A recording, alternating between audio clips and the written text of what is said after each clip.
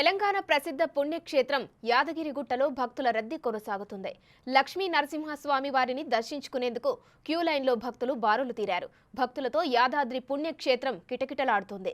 ఆదివారం సెలవు కావడంతో స్వామివారిని దర్శించుకుని మొక్కులు చెల్లించుకునేందుకు భారీగా భక్తులు తరలివచ్చారు. ఉచిత దర్శనానికి 2 గంటలు, ప్రత్యేక దర్శనానికి గంట సమయం పట్టనుంది. భక్తుల రద్దీ దృష్ట్యా ఎలాంటి అసౌకర్యం కలగకుండా అధికారులు ఏర్పాటు చేశారు.